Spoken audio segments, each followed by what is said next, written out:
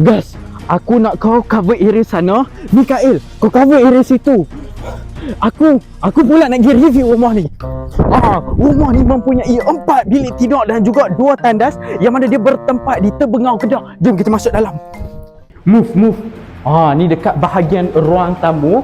So memang luas. Dengan HMR Group, kalau hampa buat rumah dengan kami, memang siap pakej cuci kaki, daripada kipas, pendawaian dan sebagainya. Masuk boleh terus tidur. Ini pula bahagian ruang makan. Untuk bahagian dapur pula, dekat sini kami ada sediakan tabletop 12 kaki. Tapi buat sekarang dia tak siap sepenuhnya lagi. Nanti kita akan main review sekali lagi. Berhenti. Ini pula bahagian master bedroom. Memang luas, view pun cantik.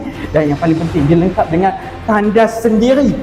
Yang mana dekat bahagian tandas ni, kita bagi tile dinding daripada lantai sampai ke ceiling. Ada shower, ada sinki, toilet one piece. Memang lengkap. Jom kita ke bilik seterusnya.